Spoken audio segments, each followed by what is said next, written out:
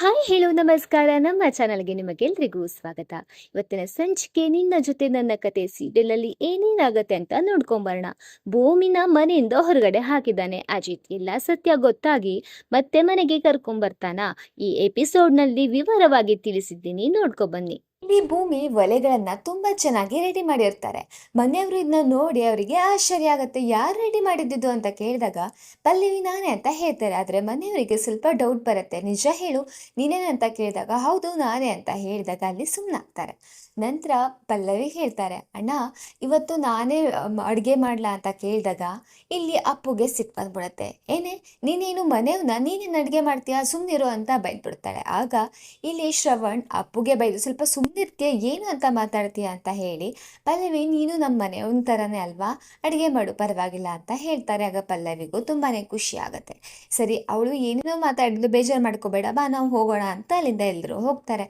ನಂತರ ಅಲ್ಲಿ ಸತ್ಯನ ಪಲ್ಲವಿ ನಾನು ನಿನಗೆ ಹೆಲ್ಪ್ ಮಾಡ್ತೀನಿ ಅಂತ ಹೇಳ್ತಾರೆ. ಭೂಮಿ ಇಲ್ಲೇ ಎಲ್ಲೋ ಇದ್ದಾಳೆ.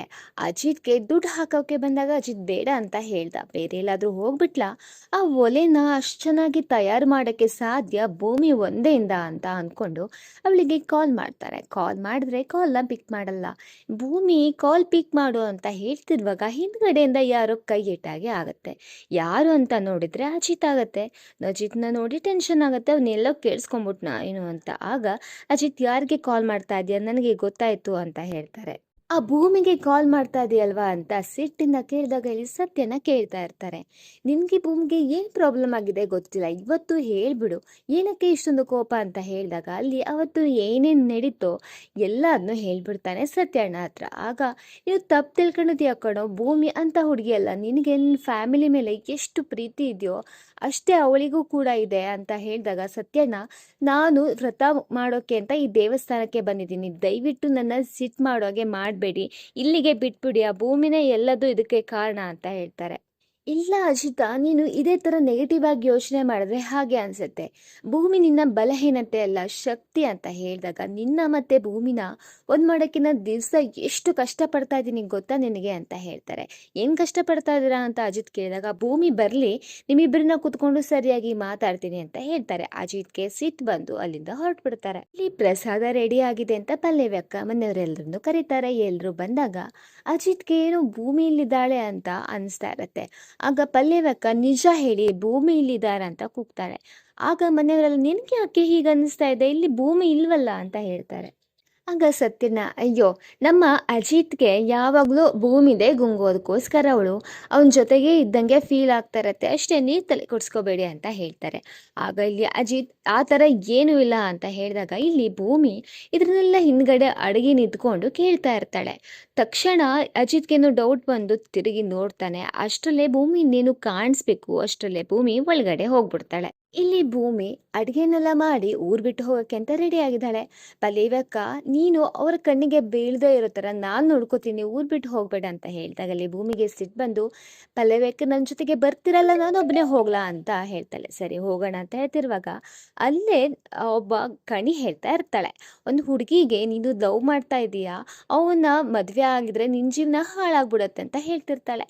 ಅಷ್ಟರಲ್ಲೇ ಅಲ್ಲಿಗೆ ಅಜಿತ್ ಬಂದು, ನನ್ನ ಜಾತಕ ಹೇಳ್ತೀರಾ, ನನ್ನ ಬಗ್ಗೆ ಹೇಳಿ ಅಂತ ಹೇಳಿದಾಗ ಇಲ್ಲಿ ಹೇಳಬೇಕು ಅಂತ ಸ್ಟಾರ್ಟ್ ಮಾಡ್ತಾಳೆ. ಆದರೆ ಒಂದು ನಿಮಿಷ, ನಾನು ಪೊಲೀಸು, ಕಳ್ತನ ಮಾಡ್ದವನಾದ್ರೂ ಬಿಟ್ಬಿಡ್ತೀನಿ, ಆದರೆ ಜನಕ್ಕೆ ಟೋಪಿ ಹಾಕಿ ಏಮಾರಿಸ್ತಾರಲ್ಲ ಅವ್ರನ್ನ ಬಿಡೋದೇ ಇಲ್ಲ. ಇವಾಗ ಒಬ್ಳು ಬಂದ್ಲಲ್ಲ, ಅವಳಿನ್ನು ಲವ್ ಮಾಡ್ತಾ ಇದ್ದಾಳ, ಅವಳು ಆ ಹುಡುಗನ ಮದುವೆ ಆದ್ರೆ ಸತ್ತು ಹೋಗ್ತಾಳ ಅಂತ ಕೇಳಿದಾಗ ಇಲ್ಲಿ ಫುಲ್ ಭಯ ಆಗ್ತಾ ಇರತ್ತೆ ಜೋಗ್ತಿಗೆ. ಇಲ್ಲ ಸಾಹೇಬ್ರೆ, ಅದು ಅವರ ಅಮ್ಮ ಬಂದು ಅವಳು ಹುಡುಗನ ಲವ್ ಮಾಡ್ತಾ ಇದ್ದಾಳೆ, ಅವನು ಒಳ್ಳೆಯವನಲ್ಲ, ಅವಳಿಗೆ ಈ ಥರ ಹೇಳು ಹೆದರ್ಸಿ ಆವಾಗ ಬಿಟ್ಬಿಡ್ತಾಳೆ ಅಂತ ಹೇಳಿದ್ಲು, ಅದಕ್ಕೆ ಹೇಳಿದೆ ಅಷ್ಟೇ ಅಂತ ಹೇಳಿದಾಗ, ನೋಡು ಈ ಜೋಗ್ತಿಯವರು ಎಷ್ಟು ಶ್ರೇಷ್ಠ ಅಂದರೆ ಎಲ್ಲರೂ ದೇವರ ಸ್ವರೂಪ ಅಂತ ನಂಬ್ತಾರೆ, ಆದರೆ ನೀನು ಆ ವೇಷ ತೊಟ್ಟು ಜನರಿಗೆ ಟೋಪಿ ಹಾಕಿ ಮೋಸ ಮಾಡ್ತಾ ಇದೆಯಲ್ವ, ನಾಚಿಕೆ ಆಗಲ್ವಾ ನಿನಗೆ? ಇಂಥ ಪವಿತ್ರವಾದ ಕ್ಷೇತ್ರದಲ್ಲಿ ಹೀಗೆ ಮಾಡ್ತೀಯ ಅಂತ ಕೇಳಿದಾಗ, ಅಯ್ಯೋ ದಯವಿಟ್ಟು ಕ್ಷಮಿಸಿ, ಇಷ್ಟಿಷ್ಟ ಜನ ದುಡ್ಡು ಕೊಟ್ಟು ಹೇಳು ಅಂತ ಹೇಳಿದ್ನ ನಾನು ಹೇಳಿ ಹೇಗೋ ಹೊಟ್ಟೆ ತುಂಬಿಸ್ಕೋತಾ ಇದ್ದೆ, ಇನ್ನು ಈ ಥರ ಮಾಡಲ್ಲ, ದಯವಿಟ್ಟು ಕ್ಷಮಿಸಿ ಅಂತ ಅಲ್ಲಿಂದ ಹೊರಟ್ಬಿಡ್ತಾಳೆ. ಇದನ್ನೆಲ್ಲ ಇಲ್ಲಿ ಭೂಮಿ ಕೂಡ ನೋಡ್ತಾ ಇರ್ತಾರೆ. ಭೂಮಿಗೆ ತುಂಬ ಖುಷಿಯಾಗತ್ತೆ, ಯಾಕೆಂದರೆ ಒಂದ್ಸಲ ಈ ಜೋಗ್ತಿನೇ ನಿನ್ನಿಂದ ಅಜಿತ್ಗೆ ತುಂಬ ಕಷ್ಟ ಇದೆ, ನೀನು ಅವನ್ನ ಬಿಟ್ಬಿಡ್ಬೇಕು ಅಂತ ಹೇಳಿದ್ದು ನೆನಪಾಗತ್ತೆ. ಹಾಗಿದ್ರೆ ಅದೆಲ್ಲ ಸುಳ್ಳೇನಾ? ಈ ಯಾರೋ ನನಗೆ ಆಗದೆ ಇರೋರು ಈ ಮಾತನ್ನು ಹೇಳಿಸಿದ್ದಾರೆ, ಮತ್ತಾರು ಆ ಅಶ್ವಿನಿದೆ ಎಲ್ಲ ಕೆಲಸ. ಹಾಗಿದ್ರೆ ನನ್ನಿಂದ ಸಾಹೇಬ್ರಿಗೆ ಏನೂ ತೊಂದರೆ ಇಲ್ಲ ಅಂತ ಖುಷಿ ಆಗತ್ತೆ.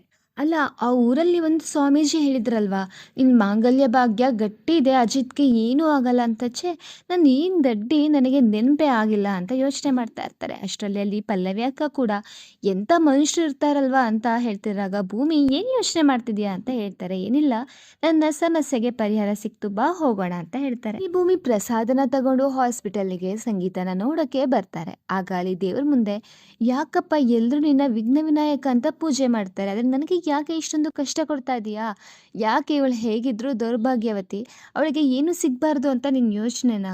ನಾನು ನನ್ನ ಅತ್ತೆನ ನೋಡೋಕೆ ಬಂದಿದ್ದೀನಿ. ನನ್ನ ಒಪ್ಪಂದ ಗಡುವು ಮುಗಿದೋಗಿದೆ ಅಲ್ವಾ. ನಾನು ಇವಾಗ ಅವರಿಗೆ ಸೊಸೆ ಅಲ್ಲ, ನನಗೆ ಅವರು ಅತ್ತೆ ಅಲ್ಲ. ಆದರೂ ಕಡೆ ಪಕ್ಷ ಅಮ್ಮನಾಗಾದರೂ ಊರು ಬಿಡೋ ಅಷ್ಟರೊಳಗೆ ಒಂದ್ಸಲ ಅವ್ರನ್ನ ನೋಡ್ಕೊಂಡು ಬರಬೇಕು ಅಂತ ಬಂದೆ. ಇಲ್ಲಿಗೆ ಇವತ್ತಿನ ಎಪಿಸೋಡ್ ಮುಗಿಯುತ್ತೆ. ಮುಂದಿನ ಎಪಿಸೋಡಲ್ಲಿ ಇಲ್ಲಿ ಸಂಗೀತ ಹತ್ರ ಹೋಗಿ ಭೂಮಿ ಮಾತಾಡ್ತಾ ಇದ್ದಾಳೆ. ಅವಳ ಎಲ್ಲ ಪ್ರೀತಿನೂ ಹೇಳ್ಕೊಂಡಿದ್ದಾಳೆ. ಇದನ್ನ ಕೇಳಿಬಿಟ್ಟು ಸಂಗೀತಗೆ ಪ್ರಜ್ಞೆ ಬಂದು ಅವಳ ಕೈಯನ್ನು ಹಿಡ್ಕೊಂಡಿದ್ದಾಳೆ. ಈ ಕಡೆ ಅಜಿತ್ಗೆ ಸತ್ಯ ಗೊತ್ತಾಗಿ ಅವನು ಕುಸಿದು ಬಿದ್ದಿದ್ದಾನೆ. ಹಾಗಿದ್ರೆ ನೆಕ್ಸ್ಟ್ ಎಪಿಸೋಡಲ್ಲಿ ಏನಾಗುತ್ತೆ ಅಂತ ನೋಡೋಕ್ಕೆ ನಾಳಿನ ಎಪಿಸೋಡ್ ತನಕ ವೇಟ್ ಮಾಡಲೇಬೇಕು. ವಿಡಿಯೋ ಇಷ್ಟ ಆದರೆ ಲೈಕ್ ಮಾಡಿ, ಶೇರ್ ಮಾಡಿ, ಸಬ್ಸ್ಕ್ರೈಬ್ ಮಾಡೋದನ್ನು ಮರಿಬೇಡಿ.